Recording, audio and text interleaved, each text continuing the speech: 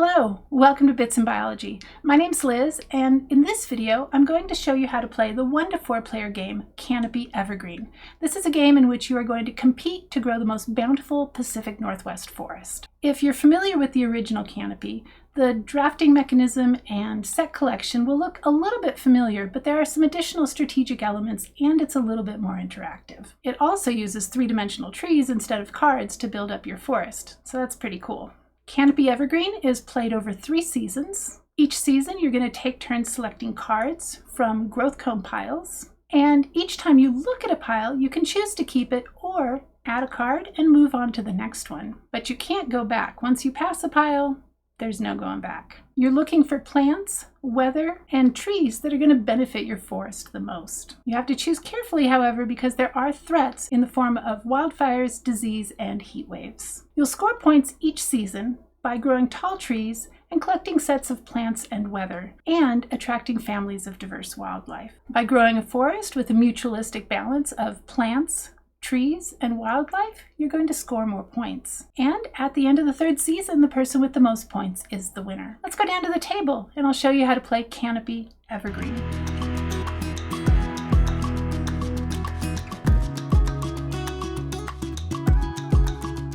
Alright, here we are almost set up for a 3-player game of Canopy Evergreen. Canopy Evergreen is played over 3 seasons.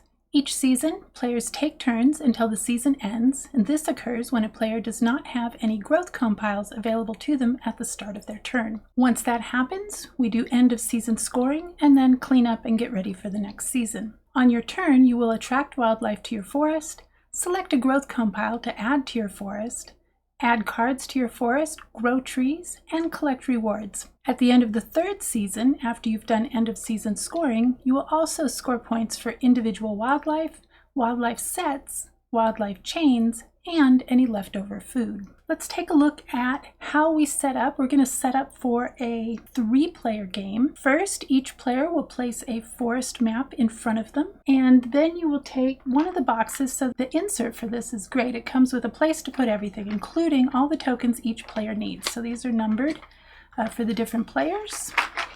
So we'll take out 3 of them.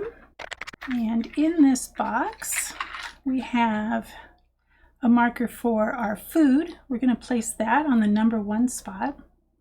We have a 1s marker for our points. We're going to place that over here on the number 3 spot. And then we have a smaller marker which will go on this 10s track, and we'll put that on the 0 spot. We will also take a look at these tokens. For your first few games at least, you're going to remove these 2 tokens here. These are the wildlife ecosystem tokens that are only used in the advanced mode. The rest of these we're going to turn over to the side showing the number, shuffle them up a little bit, and then randomly put them in each of these circles on your forest board.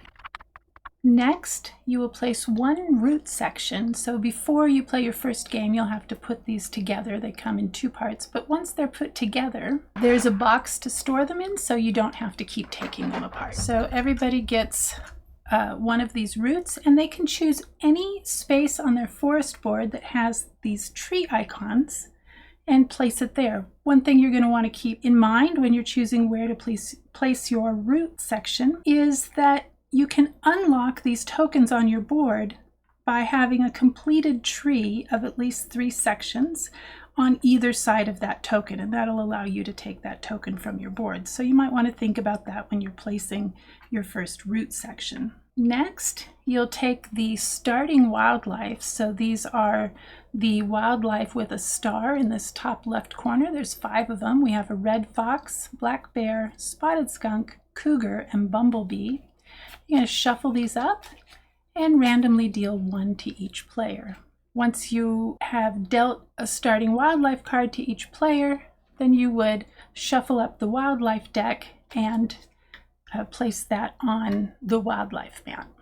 In addition to getting a starting wildlife card, everybody will get the token that matches their starting wildlife card. So the starting wildlife gives each player a special ability that requires the player to place the corresponding token on one of the piles. When the pile that that token is on is chosen by another player, the token is going to return to the player who has that wildlife card.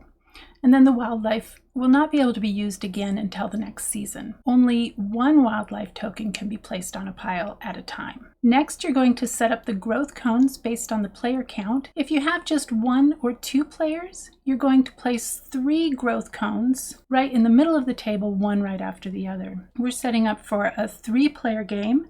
So what I've done here is I've placed a growth cone in between each pair of players. So this one here, this one here, and this one here, and then 1 cone in the middle of the table. If we had 4 players, they would get 1 cone in between each pair, and then again 1 cone in the middle. Next, you'll shuffle all the wildlife together, including those unused starting wildlife cards, and then place them in a face-down deck on the left-hand side of the wildlife mat. And then you'll deal 3 wildlife cards to the 3 spaces on the wildlife mat.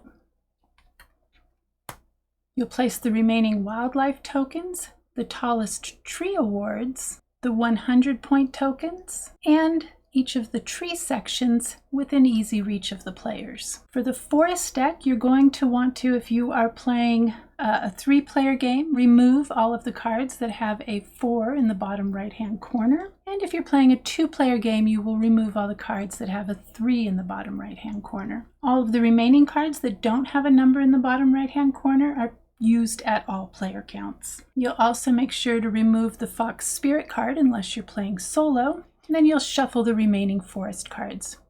First thing you're going to do is count out a number of cards equal to the player count times 4.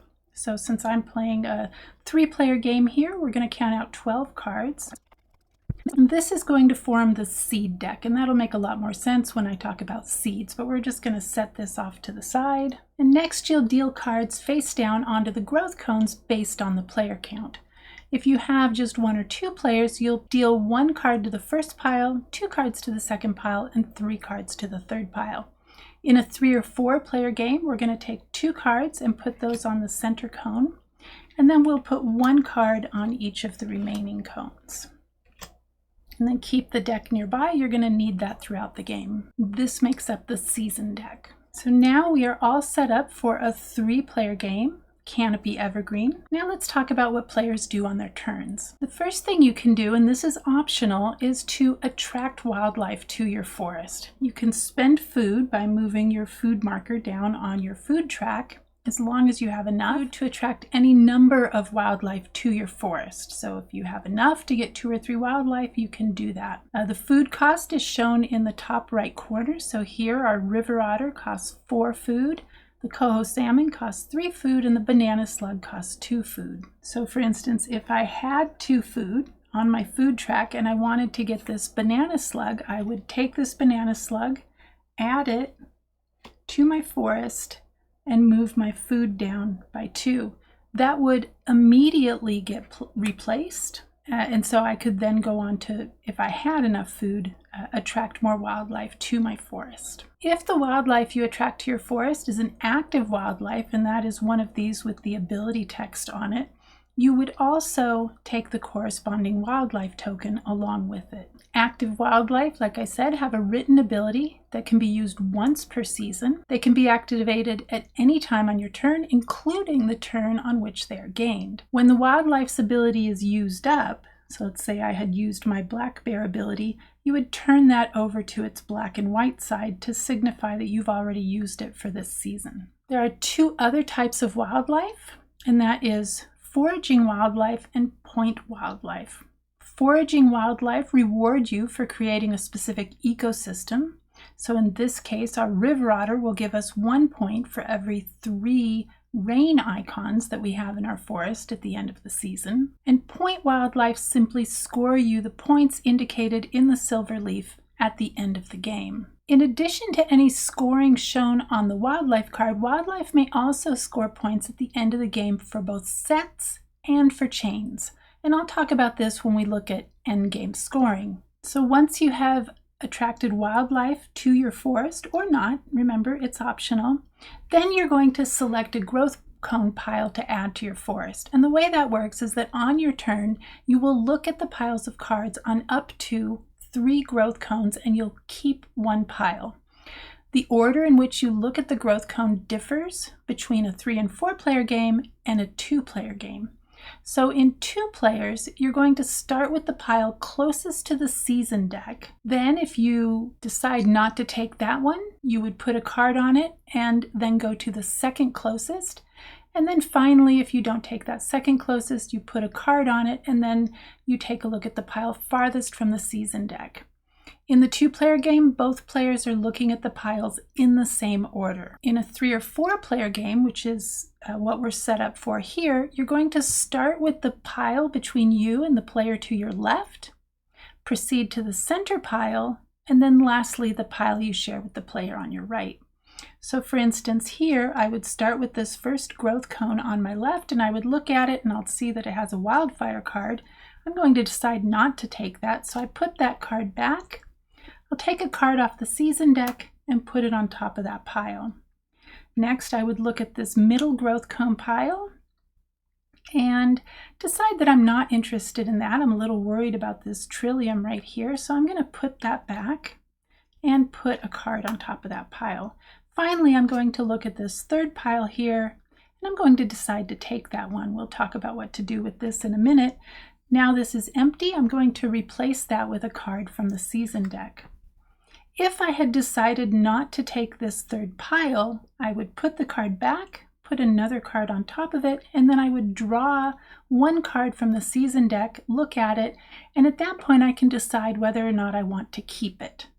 Again, that's only if I have passed on all 3 piles. Once you have looked at a pile, you cannot go back to it. So if I pass on the first pile and I'm looking at the second pile and then I pass on that one and I get to the third pile and I decide I don't want that one, I can't go back to any of these other piles.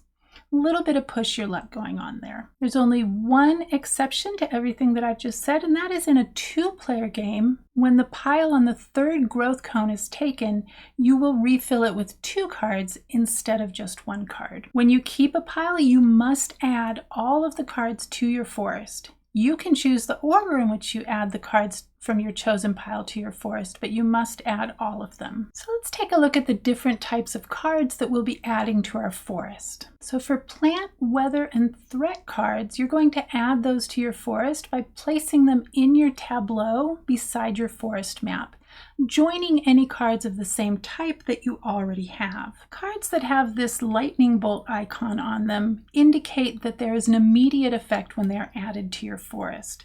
For the heat wave card, you must immediately discard one other non-threat card from your forest. Then, if you have no wildfire cards, you can discard the heat wave card.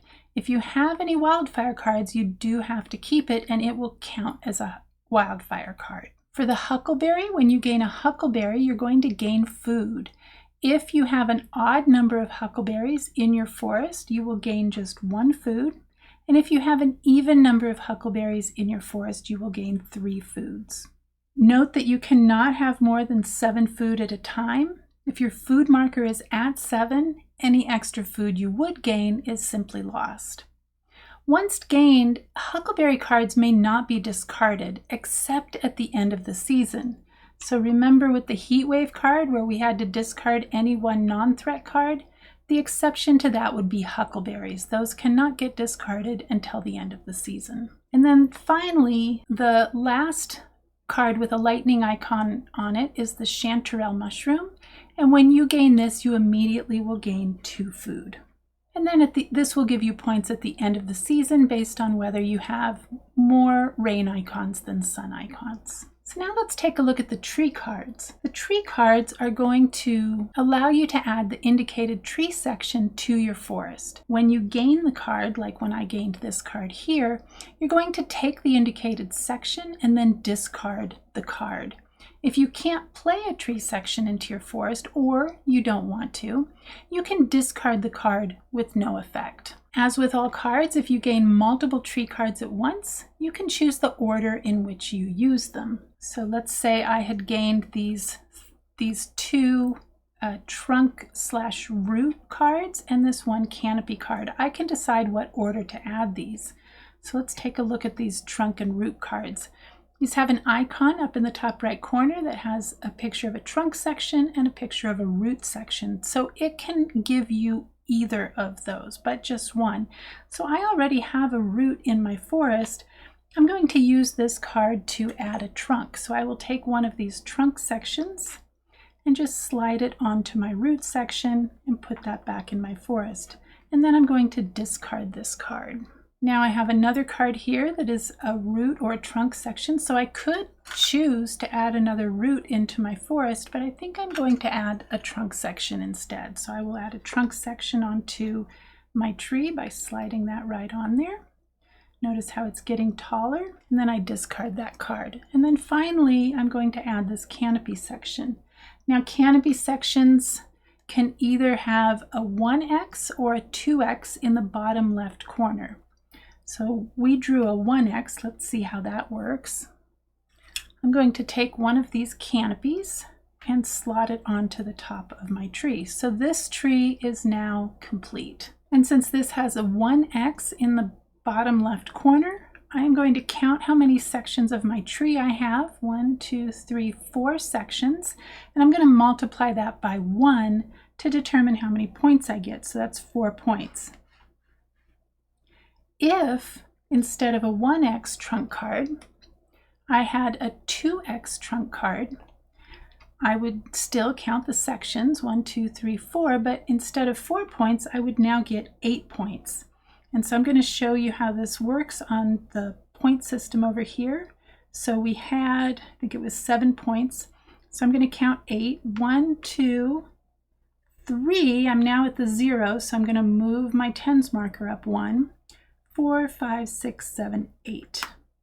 So now I have 15 points, and then I discard that canopy card. You might also draw a nurse log card. Notice the lightning bolt on this one. If you draw a nurse log card, you can place a root or add 2 trunks to 1 unfinished tree. I think this is a particularly cool card. I remember hiking in the Pacific Northwest forests, and nurse logs are just so amazing. This is where a tree has fallen over, a dead tree has fallen over in the forest, and now that log that is laying on the ground in the forest is going to provide a substrate for additional plants. It provides homes for lots of animals. So I think it's particularly thematic that it allows us to place either a root or to add 2 trunks to 1 unfinished tree. So since I have a completed tree here, if I got a nurse log, I'm going to add a root. So I take a root, and now I want to decide where on my mat to put that. I kind of want to get this Salal token, so I'm going to put my root here because when I complete that tree, I will be able to take that token. Let's take a look at how that works. So let's just give ourselves a tree here, and I'm going to put another one here. Only that one is only going to have a root and a canopy. All right, so now I have 3 trees, 3 completed trees on my forest map. This tree here has 3 sections to it, so depending on which canopy card completed it, I would get either 3 or 6 points. Because this has at least 3 sections to it, as does this tree over here, I would be able to collect this token and add it to my forest. However, this tree here is only 2 sections. It's a root and a canopy.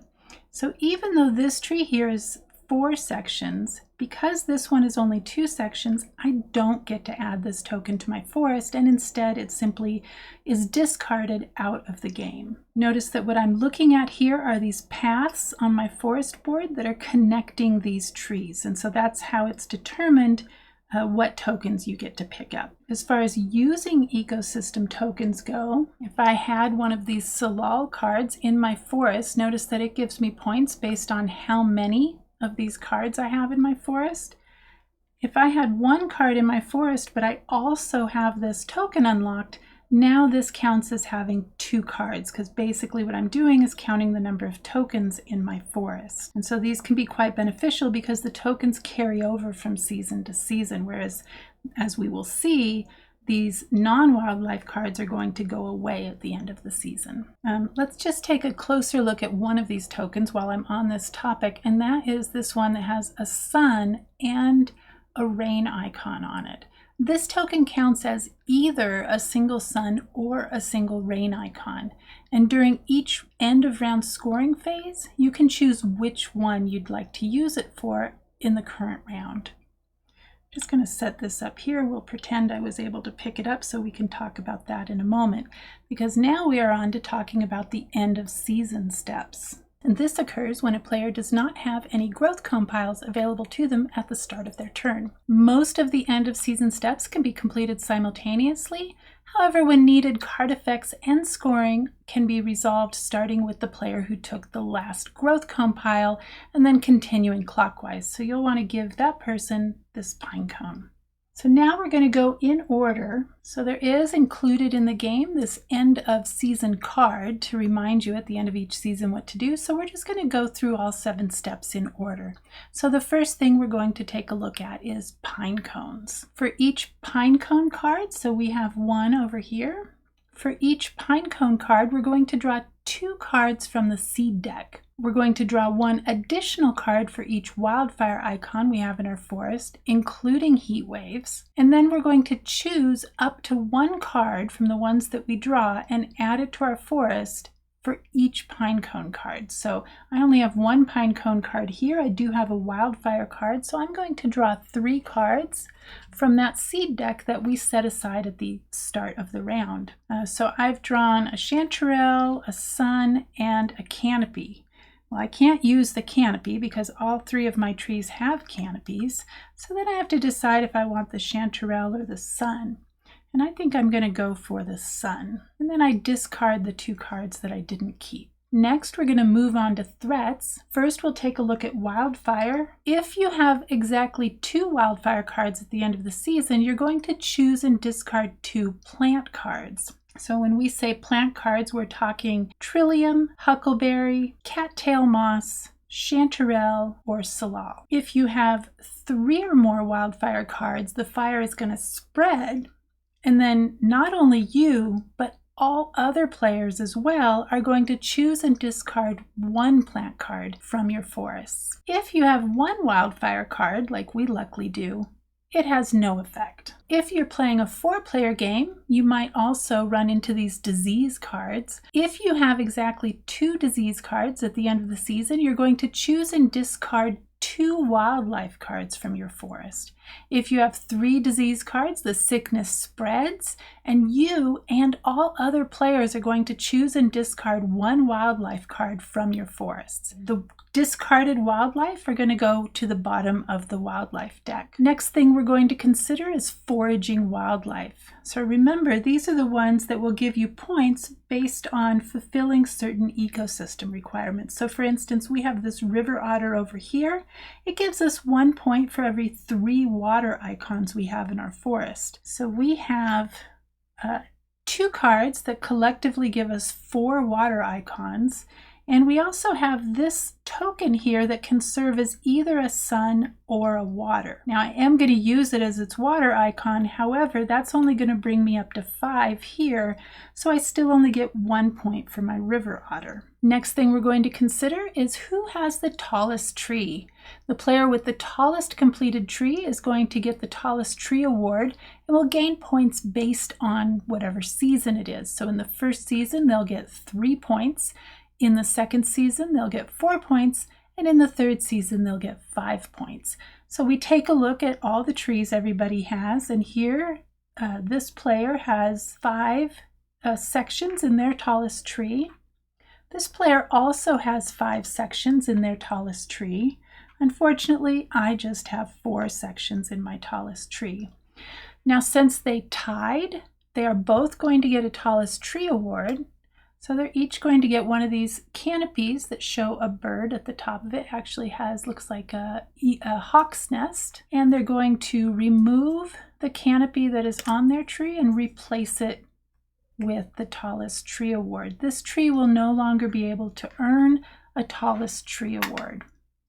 And then they're going to split the points. So remember, this is only the first season, and so they get to split 3 points, and we're going to round down, so that's just 1 point each. Keep in mind that trees that were completed in previous seasons but did not win the tallest tree award can win it in later seasons. So perhaps on the off chance that my 4 tall tree is the tallest, it is still eligible even though I completed it in season 1. Now that we've taken a look at pine cones, threats, foraging wildlife, and the tallest tree, we want to consider weather. Each rain and sun card has between 2 and 4 of the corresponding icons, and at the end of the seasons, you're going to score 1 point for each set of rain and sun icons.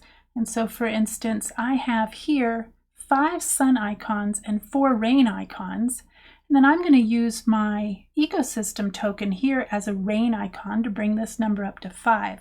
So I have 5 pairs of rain and sun icons, so that's going to earn me 5 points. Once everybody has counted their points from their weather icons, the player with the most sets of sun and rain icons will gain 5 additional points. So if that were me, I would gain 5 points. Now, unlike the tallest tree award, the weather award also gives points for whoever has the second most number of sets.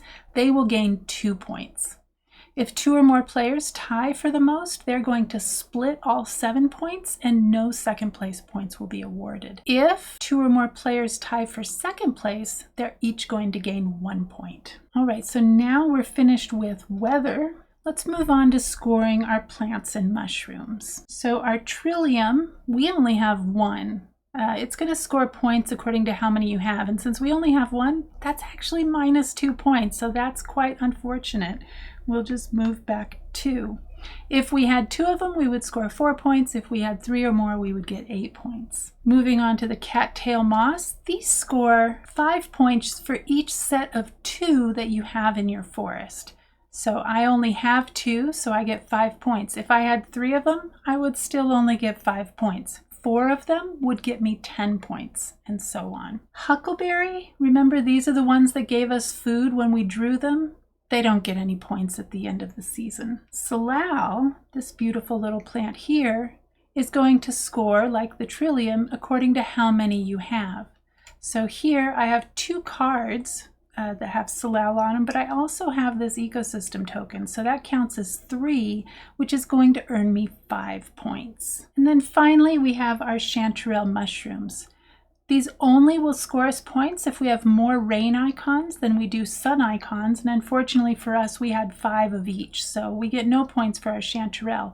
But if we did have more rain icons than sun icons, we would gain 2 points. And that takes care of scoring for the end of the season. We are going to discard all of our non-wildlife cards, and then we're going to shuffle all of the forest cards, count out once again the number of players times 4, so we're going to count 12 in this case. Set those aside as the seed deck for season 2, and then the rest of these will make our season deck. Once again, we're going to deal 1 card to each of the growth cones that are between players, and 2 cards to the growth cone in the middle. Remember, in a 2-player game, we're set up a little bit different, where we have 3 growth cones in the middle of the table, and they will get 1 card to the first pile, 2 to the second pile, and 3 to the third pile.